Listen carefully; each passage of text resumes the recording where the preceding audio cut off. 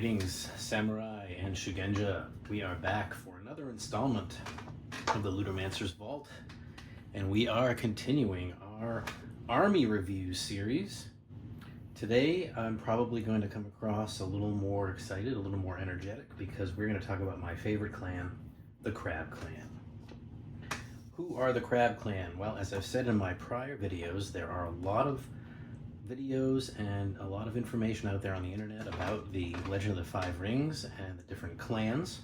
So I'm not going to go too in depth about the origins and history and story of the Crab Clan, but suffice to say, they are a bunch of tough SOBs who man something called the Wall in the south of the Empire, and they protect the entire Emerald Empire from the forces of the Shadowlands, which are, as you may know, a bunch of evil creatures, goblins, necromancers, all kinds of sketchy characters that have nothing but ill will towards humanity and anybody else who isn't just a big meanie pants. So, as a result, they are very militarized, they are tough as nails, and they are really good at defense, and we'll talk about that. Of course, there are some times where they don't guard the Empire from the Shadowlands, based on some interesting storyline developments, and we'll talk about that too. I chose them for the second episode because they do deviate from the standard set by the Dragon Clan, which was the well-rounded, pretty much good at everything but not great at any particular thing clan. The Crab are definitely great at a few things, not at everything. So why would you want to play the Crab Clan? Well, if you like to play a defensively oriented army, one that can soak up a lot of damage, this is definitely the army for you. If you like an army that has a lot of tools in the toolbox to fight the undead and the creatures of the Shadowlands, if somehow you are playing regularly and your opponent likes the Shadowlands, you're going to have a lot of options as to how to deal with them based on your use of the Crab. And then finally, actually, if you want, you can be the Shadowlands, because the Crab have occasionally given in to temptation, utilized evil magics and some underhanded agreements with the powers of evil to enhance their own fighting abilities and attempt to claim control of the entire Emerald Empire for themselves. So there's really a lot you can do with them story-wise. They're a tough army, and they have actually a good number of options, a little more versatile than you might expect. So let's talk about their main characteristic. Pretty much every Crab Clan character and unit has the defense ability. So if you're talking on average, let's say you've got a standard unit that has defense 3, and you take a Crab Clan Gunso, a sergeant, for 20 points, and he has defense 2, you're going to have defense 5, which means when someone attacks you, whatever their total is, they're going to have to subtract 5 from that total. And that will frequently drop the total down below a multiple of 10, which will reduce the number of wounds that you take. So that's almost always on, and there are a few things in the game that will turn that off. But in general, that defense ability is going to be there, and it's going to be soaking up damage for you in a way that really no other clan has, with some limited exceptions, but it runs throughout the whole Crab army. They do tend to be slower. They don't have a lot of speed. They have heavier armor. ATN 7 or 8 are not uncommon. And so in addition to their defense value, they're going to be hard to hit. When you do hit them, you're going to do less damage, so they can be very resilient. That's their number one characteristic. So talking about the options that are available to them, they have a lot of personalities. And I will say up front that I do feel like the Crab list is a little bit more developed than the Dragon list. They seem to have more options, some more distinctive unit types. So I don't know if they just spent more effort on the Crab, or there was a deeper lore roster to draw from when they designed it, but there does seem to be a lot more here. So your leadership packages, the Chewy, the Gunso, and the Nikutai, they're going to give you a defense ability. Even the Nikutai has defense too. And then with your Chewie, their special ability is Stalwart Defender, which is going to give you a bonus on defense. So that you will be, I believe it is, you will be +1 to hit as the defender when you're attacked. So actually that's another part of their defensive orientation. They have a lot of abilities in the Army that make you stronger in defense, like counter charge, Stalwart Defender, etc. Now, your first and biggest personage in the Army is going to be Hida Kasada. Hida Kasada is the Crab Clan champion, and I guess daimyo, if you will, and he's larger than life. Although he is, I believe, human, he's bigger and stronger than your average human. And as a character, he's going to cost you a lot of points. He's 500 points, but he hits really hard, +3/+4. He has 2 strikes, and they cannot be reduced by any effects. So he's going to always hit that hard. When he's in a duel, he's really scary. He has Void 6. He has double chi, which means he's going to roll double dice. He adds a +4 to each damage die in the duel. So I don't know, is he the best duelist in the game? Maybe. Also, no model in his unit can be targeted or affected by any spell or innate ability. And then when he's just doing standard combat, he rolls 2 damage dice for each hit if it's against a large or creature-based enemy. So he hits big guys even harder. Kasada's pretty impressive, but it'll cost you, if you're doing a 2,000 point army, he's a quarter of your army. There's also Hida Yakumo. Hida Yakumo is the oldest son of Hida Kasada. And Hida Yakumo here, as he comes with the crab starter box, has the claw to replace his hand, and that reflects the point in the storyline where they have made an alliance with the Shadowlands, and he sacrificed his hand for that. In his experienced version, he has the charge ability, which is unusual in Crab. As we said, they're very defensive, so not a lot of their personalities have charge. In his normal form, I should say, his less experienced form, he does not have that. But he's still pretty strong. He's a lot of points though, almost as much as Kasada, his father, when he's inexperienced, and 360 when he's not. Modifiers from weapons being used against him are negated, and enemies that are fighting him or his unit lose fast strike, first strike, and mounted bonuses, so that's pretty useful. Also, no model in base-to-base contact with him can roll more attack dice than he does. So if you run up against some kind of enemy, like a big monster that rolls 4 or 5 dice, he will negate that down. So one of the things we talked about was that Crab Clan alliance with the Shadowlands, and as a option, you can take the Oni no Yakumo, or Yakumo no Oni, might be better Japanese for that. And this is a demon that was summoned by the crab when they sacrificed Yakumo's hand and made an alliance with the Shadowlands. And this guy is absolutely terrifying in close combat. He is a truck. His experienced version has charge, which is important because he's not fast. He's only moving 4 inches a turn. He causes fear, and he rolls 3 strikes at +2/+5, and he's rolling double damage dice for each hit. So he's terrifying, and only 405 points for that. He's an individual, so he could be targeted out and shot up, but he's pretty strong. His basic form is a little less strong and does not have charge, so a little harder to use to get him to close combat, but and only about 35 points cheaper, so you might want to go with the experienced version if you have those points to spare. Hida Oushi, I have a model here that was done by Mini Crate, Privateer Press, that I'm using. It's a different later generation Crab Clan character, but I use her as Oushi. I really like the big hammer, which is what Oushi has. They write it as Dai, D-I-E, Suchi, which I think would be D-A-I would be better, but just means big hammer.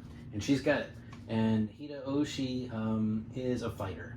And whether you take her experienced form or not, she has frenzy, and she can do a duel with an enemy.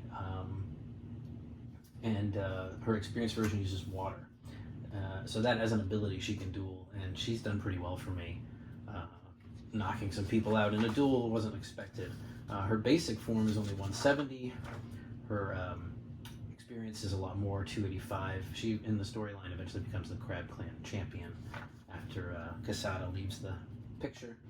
But she has Frenzy, which is going to give you big bonuses when you engage as the attacker. She has Iaijutsu 2, so she's adding 2 to her Iaijutsu damage rolls. Her basic form uses Void, but her Void is 4, which is great.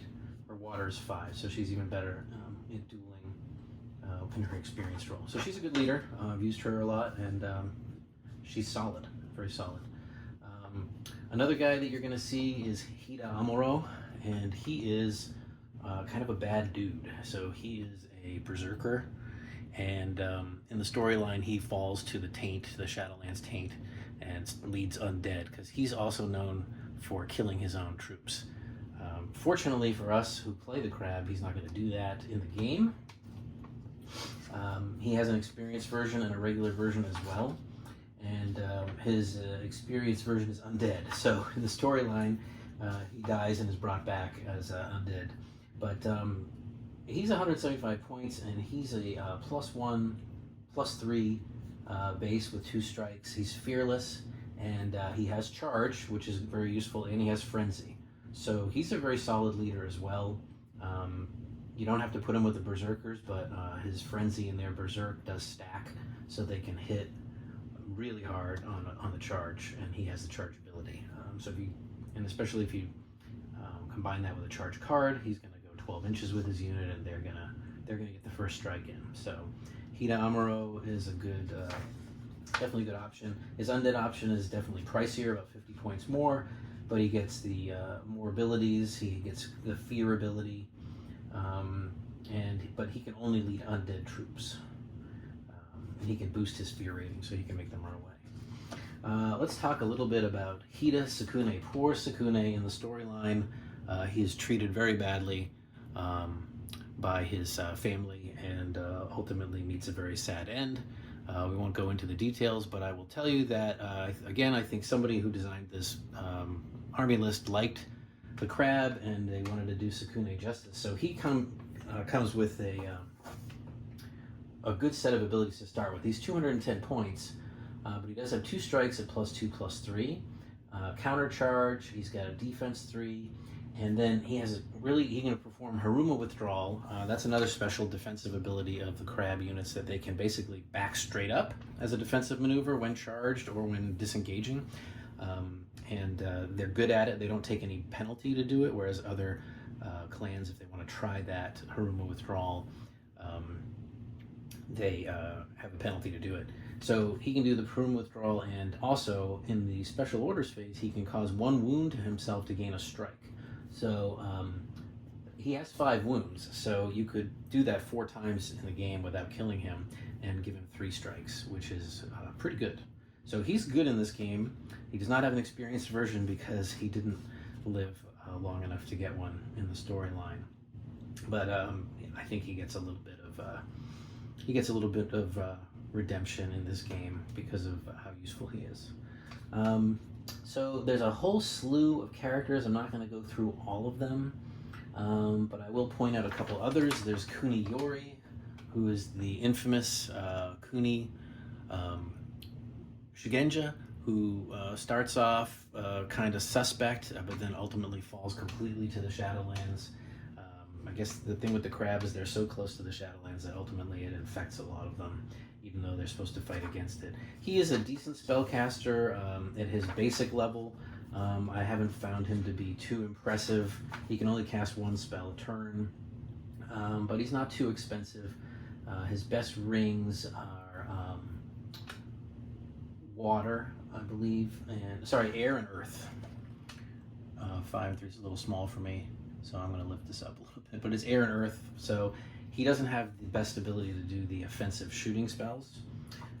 In his experience form, he is undead, and I'm sorry, he's not undead. He's just evil as heck, and he has Maho, so he can cast those evil Maho spells in Maho 4, which is pretty strong. He can also, in both forms, become spent to negate a special order, special action of any personality, enemy personality. And it doesn't have a limitation in terms of range, so I'm pretty sure it's anywhere on the table.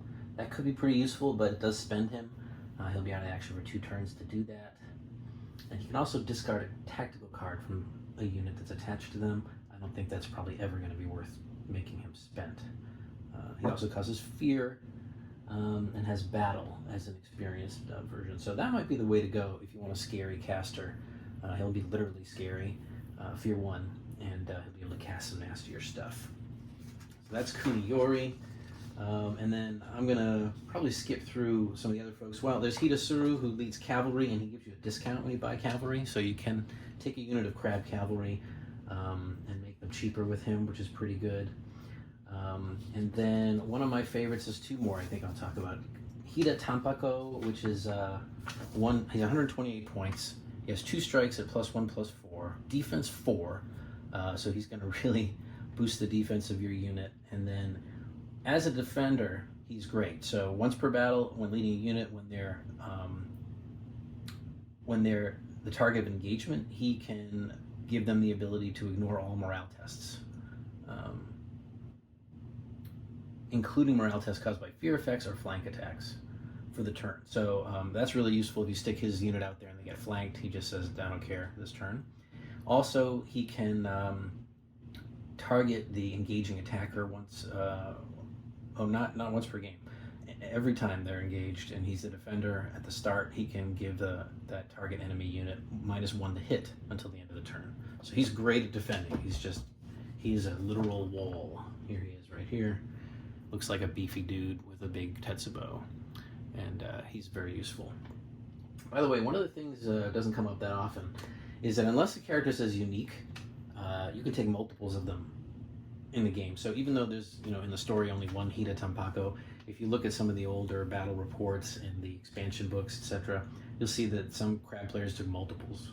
So you could do that. It's not super thematic, but it's certainly something you could do. You could use different models and just say, well, this guy has the same abilities as Tampako, even if it's not exactly him.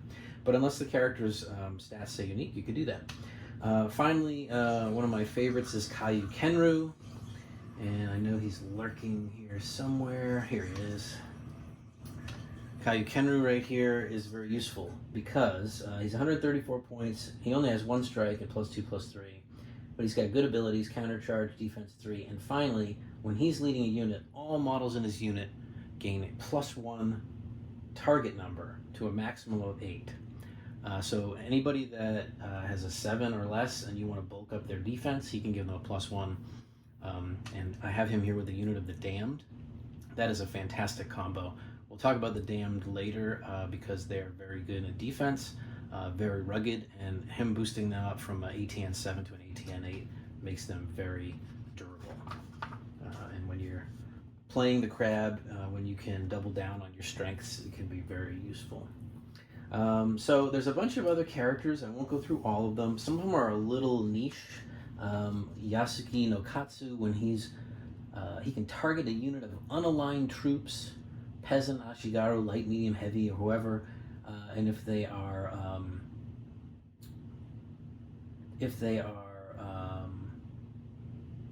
he can become spent to cause them to become broken.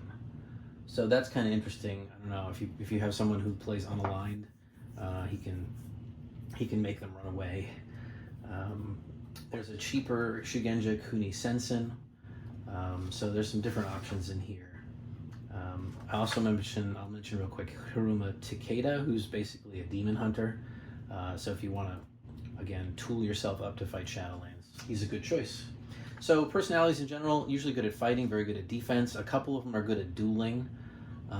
That's about it. Not really any mobility. boosts or anything like that that you could rely on here. Again, they're not very maneuverable as an army.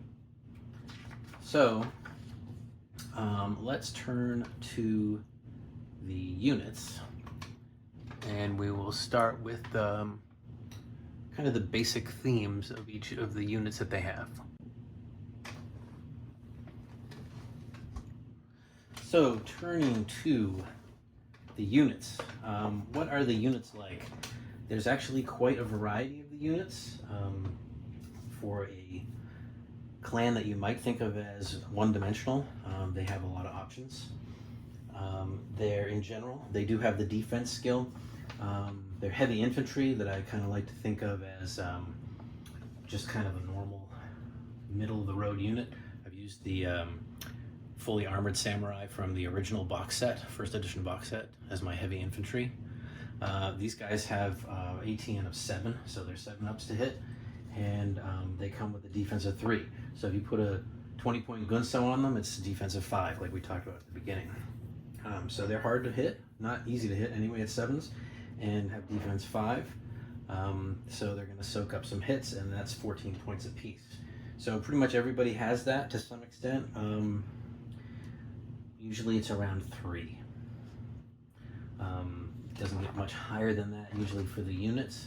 And some of the leaders have a high defense, which can be really surprising. Actually, I don't think I mentioned it, but Hida Amuro, I believe, has a 4, which I guess represents just the crazed determination of a berserker to not die, because otherwise, yeah, he has defense 4. So when he combines that with the berserker's defense of 3, then they get 7. So they're reducing all damage coming in by 7 points, which is almost very likely to drop it down a full wound every time. So in general, hard to hit and durable because of the defense skill. Now,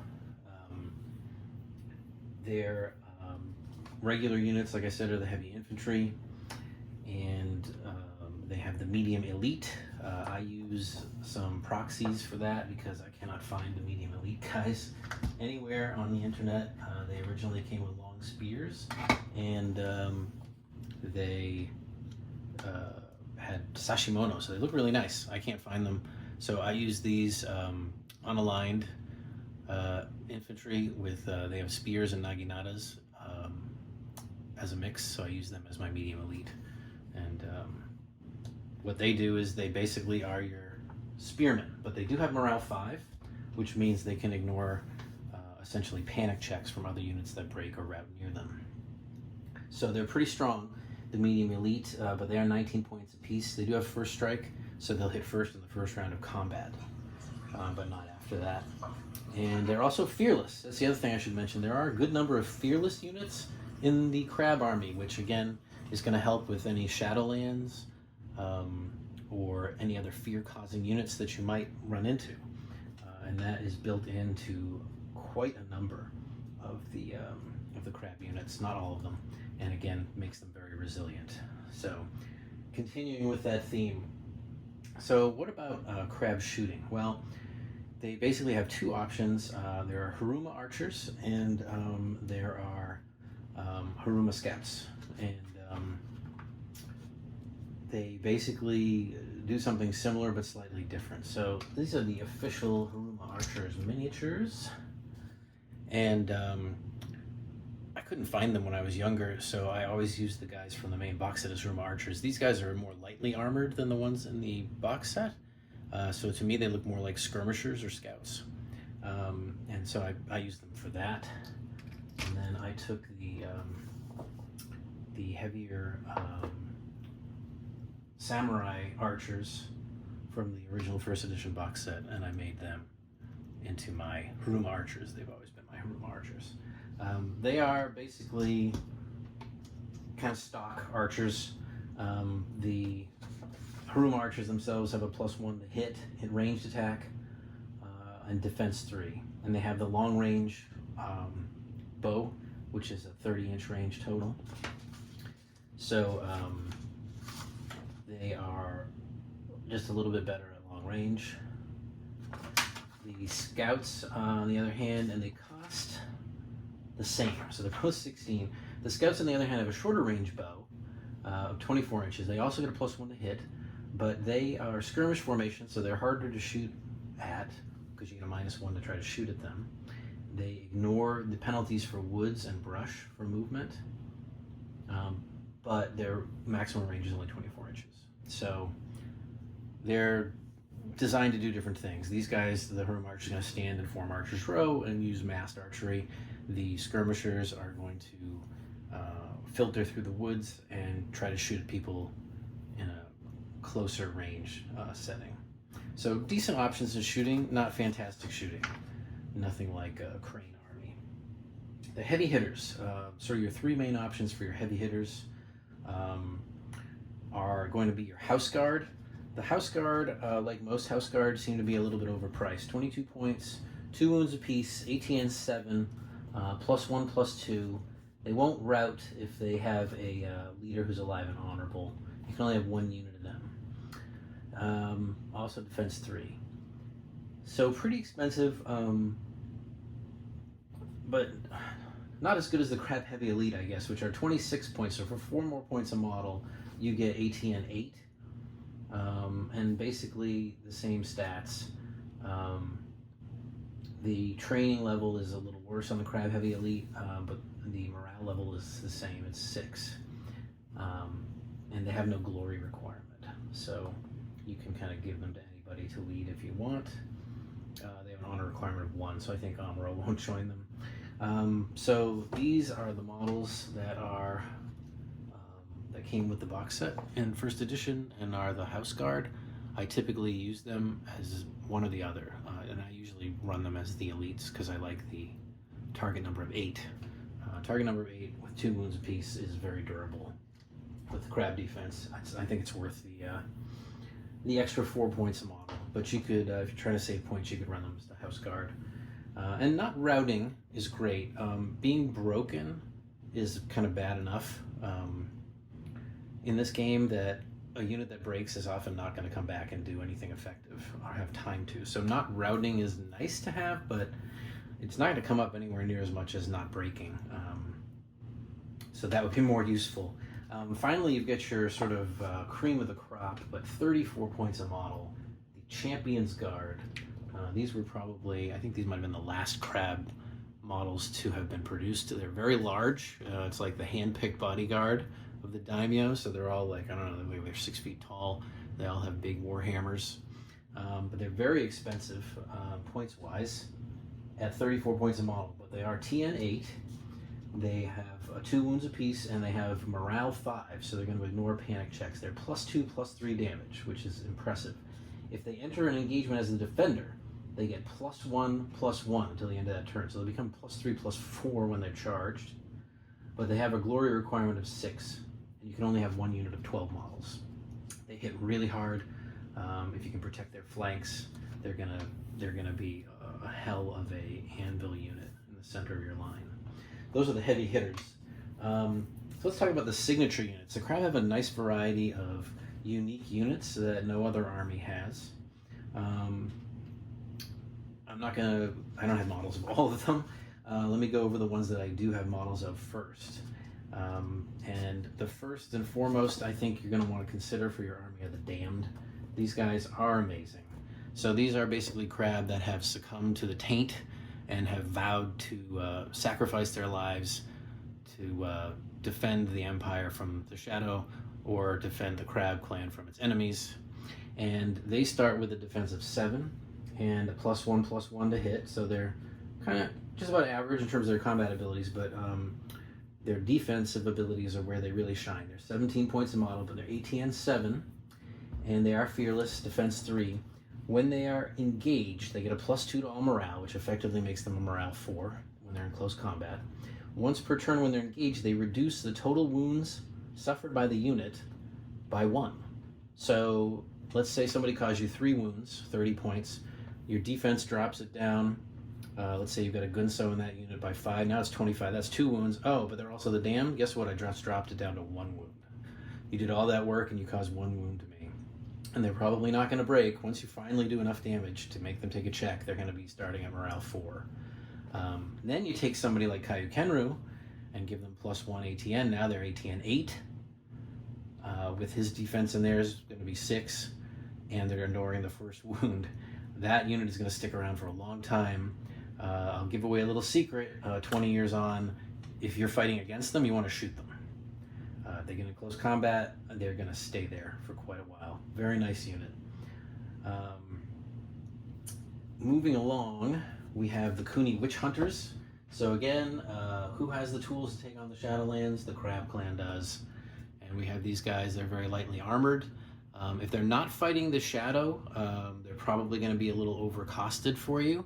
But if you are fighting the Shadow, they're going to be really strong. And I've used them against a Shadowlands player a couple times, and they are really very useful. They're easy to hit at a 6, and they only have a morale level of 6, so they will take panic checks. But they're fearless. They hit +2/+2. They have 2 wounds each, which helps with the squishiness. They can't serve in a Shadowlands army, or may a tainted model be placed with them. So you can have a crab army that has the damned in it, but you can't put anybody who's tainted in with them. When engaged with a unit that has at least 1 tainted model, all models in that unit get +2 ATN. So that brings them up to an 8. And +2 to hit and damage, and ignore all morale checks. So yeah, 22 points a model, but if you're fighting any tainted models, they're going to be ferocious. So I really like them for the task that they are designed to do. They do it very well. The Crab Berserkers.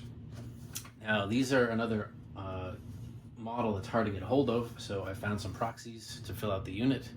The Crab Berserkers are crabs who like to go crazy and chop things up, and usually led by Hida Amuro because he's like the king of them all. And they have no honor requirement, so he can lead them, whereas he can't lead a lot of other units. What do the Berserkers do? Well, pretty much what it says on the tin. They go forward, and they have the Berserk ability, which gives them +1 attack and +1 damage when they enter an engagement as the attacker. You really want to get the charge off with these guys, otherwise they're not going to do well. They've only got an ATN of 6 and 1 wound apiece. They're cheap, though, at 11 points a model. They are fearless, but they only have a morale level of 7, so if they start taking morale checks from casualties, they're going to be in trouble. That's why it's so useful to have them charge in, because they'll ignore that first turn. +1 damage to start, but when they charge in, they'll be up to +1 to hit, +3 damage. And then with the charge ability, if you're using the charge ability, you're going to stack more bonuses on. If you've got Amuro, them, and a charge card all going at once, it brings them up to something like +3, +5 on the first turn. So they will hit like a sledgehammer, and they will be immune to morale on that first turn.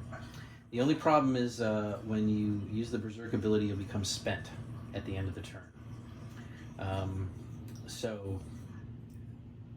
the end of the engagement. So if they win, or somebody disengages from them, which is a clever idea, which I haven't seen done yet in my 25 odd games in the last couple of years. Nobody's tried it yet, but it's not a bad idea. They'll become spent and useless for 2 turns. So that is the downside, but they're pretty good for the cost. I usually take a unit with me, and people are afraid of them, so they'll focus on them. Even if they don't actually get to tangle in close combat, they'll draw fire. There are some other units, and I'm going to say the other units I think are very situational. The Defenders of the Wall, basically they want to be behind an obstacle, and they want you to charge them. They only get bonuses if they're behind a wall, a linear obstacle, and if they are in an engagement. So they don't get any bonuses for shooting from behind the wall. It's an interesting unit in that they are mixed. It's a mixed unit with bows and long swords. So they can fight at both close combat and shooting, but they're not particularly good at either one. So they've got 1 wound each, and they're 19 points a model. I'm not impressed really by them, unfortunately. Kaiju Engineers, I guess they would actually go with the Defenders of the Wall because they can build walls during the game. Other than that, they can't really do anything. They can't really fight. They they make walls, and at the start of the game, they can make wall, and they build walls during the game. I don't know. That sounds cool, but it doesn't really work. There's a cheaper version of the Kuni Witch Hunters called the Shadowbane. Actually, I shouldn't say cheaper. They're the same cost, but they operate a little differently. I've never really used them, so check them out if you're looking for an additional anti-Shadowlands unit. Suru's Legion is the cavalry. They're decent. If you take Hida Suru, then he'll make them cheaper. Nothing real special about them except the defense 3. And Yasuki Family Guard, which are actually throwing spear troops.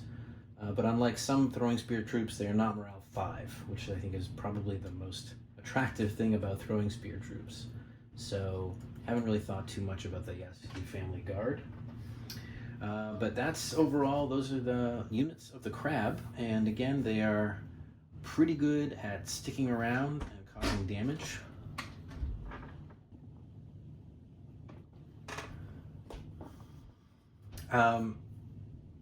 They do a decent amount of damage. They don't hit as hard as the lion, but they are above average in damage output as well, I would say. Many other armies, the dragon, the phoenix, are going to look at crab damage output and say, hey, that's not bad for an army that is already so hard to damage. They're hitting you back with pretty significant blows. So they are not one-dimensional. They are just very strong in defense, but they're good at close combat and fighting, and they're not bad at shooting. Okay, so those are the units. What do we want to do to tweak out our army once we've built our army lists? We could consider a couple of the items in the book. First of all, there's the crab ancestral katana called Chikara, which just means strength, and it can only attach to a glory 5 or higher guy, but it gives them +1/+1 damage, and they're considered to have honor 3. So I guess it increases your army's honor. When engaged with a unit that contains a tainted model, you get +2/+2. And if you're dueling a tainted model, then you roll 2 additional damage dice. So I don't know, the gods help any Shadowlands model that Hida Kasada duels while he's wielding Chikara, because they're going to get blown up. So that's an option if you want to lean that way. I'm going to really suggest Fan of Command because your base honor is going to be low. I think it's the lowest above the Scorpion and the Shadowlands. So that means you're not going to draw a card for having highest honor, and drawing 1 card a turn is a terrible idea. So you definitely want to take the Fan of Command to have Tactician 1. If you get another Tactician or have Tactician 2 so you can draw the max 3 cards, that's a great idea. So Fan of Command, 30 points. Basically don't leave home without it unless you're the crab, if you're the crab, unless you enjoy drawing 1 card at the end of every turn. Hammer of Earth is another pretty interesting weapon. Again, it has an anti-Shadowlands, it has an anti-elemental trait. So, Phoenix beware. The personality is +1/+1 in close combat, and when you enter the engagement as a defender, the unit gets +2 to all morale tests, and every model in the unit gets +1/+1 until the end of the turn. So again, very defense themed. And then if you're engaged with elemental models, every model in the unit gets +1 to close combat. So if you're fighting any of those elemental Phoenix guys or elemental monsters, that's a pretty cool option as well. In terms of the magic options, they don't have any great offensive casters. Something you're going to want to probably consider is Windborne Speed to give your units some more mobility to move a unit in the cavalry phase. They're all 4-inch movement, and you've got 1 unit of clan cavalry available to you. So if you want to have more mobility on the table, take your Shugenja and take Windborne Speed, and maybe Counterspell, because there's going to be some armies out there going to sling a lot of magic at you, and if you don't take anything, you've got good resistance from your Earth Ring, but that's not enough. So it's worth considering a Shugenja with maybe those 2 spells, if nothing else. How about our tactical deck? What should be in our tactical deck with the crab? Well, charge is always a good option. Most of you guys do not have charge. Very few personalities with charge. Amuro and experienced Oushi have it, so it's not very common. So if you want to be able to get in there first and land some hits, counter charge is innate to a lot of your units, but it's not that great because it doesn't increase your movement and it doesn't give you additional damage. So it's you'll need this card to be able to dictate the pace of the battle on occasion. Test of Might is an option for dueling. A crab dueling build I think surprises people, but there are crab options for dueling. Like I said, Kasada's good, Oushi's good. Test of Might makes the duel based on the water ring, which with no modifiers, which the water ring, most of our guys have good water rings. So that's a way to be kind of an unexpected crab dueler. What do you say, charge? Test of Might. The waves break, so there's certain cards in the game that are good for certain clans. I'm not aware of any that are specifically for the Dragon Clan, so we didn't talk about that last time. For the Crab Clan, however, there's the Waves Break. If the unit you control is attacked, enters the engagement as a defender, basically, at the end of that phase, if your unit is still okay, basically they're not broken, routed, spent, or unformed, the enemy units engage with them, each one, have to make a maneuver test. And if it succeeds, they're okay, but if it fails, they become unformed, which is bad for them. And if you're led by a crab personality, all testing units suffer a -2 modifier to the test. Attacking units led by crab clan personalities gain a +2 modifier to the test. So the crab are good at making the enemy fail this test, and they're good at passing it themselves. You don't want to play this card against the crab, but as the crab, you're even better. Frenzy. So we talked about Frenzy earlier. Some of the units have it innately, or Amuro gives it to people innately. Oushi has it. You target a unit you control as it enters engagement, and as the attacker, it gets +2 attack, +2 damage, but -1 to their target number, so they're easy to hit. And they ignore all morale tests until the end of that first turn. But at the end of the engagement, they become spent. Now, for a regular force, your army's going to lose 2 honor, unless the unit or the leader is affiliated with the Crab Clan. So Frenzy is custom made for the crab to deal out more damage and be able to ignore morale in that first round. So another really good card. So what about if you want to fight against the crab? I'm going to give you a little tip. Check out this one. Superior Offense, the General Special Order. The issuing general must expend 1 void. Until the end of the turn, no personality or unit may use the defense skill for the purpose of reducing a damage total. All other effects provided defense skill are unaffected. So if you're fighting against the crab, you might want to put this in your deck, because for the cost of 1 void, you turn off defense for all the crab units. Your units too, but typically it's going to hurt the crab much worse than you. If you're playing Naga, for example, you have almost no defense, so you don't care. Scorpion, same thing. Lion, I don't know if they have anybody has defense in the whole army, maybe 1 or 2 people. So this is a great card to play against the crab, just in all fairness. Thought I would let you know. So that about sums it up for the crab. Absolutely my favorite army. They are super durable to play. A little bit annoying probably for your opponent in that you really got to concentrate your efforts to get rid of them. They are usually easier to get rid of with shooting than they are in close combat. And if you're the Shadowlands, watch out. They got your number. They're going to be a tough fight. On the other hand, you got a lot of options for your builds. And if you want to really throw a curveball at people, you can make a tainted crab army led by undead Amuro with berserkers, tainted damned, an actual demon, a demonic sorcerer, and you can ally in undead troops to do that. So the crab can either be the heroes or the villains, depending on how you want to play them. But they are a very fun army, a bit forgiving in terms of their durability, but not so versatile. So you're gonna have to be creative if you want to be able to maneuver, contest objectives, and that sort of thing. I really enjoy them. It's a great army, and I did get a request for an example army list. So I have an army list here. Use the Army Builder. You can still find it online. Army Builder 2.2c is abandonware.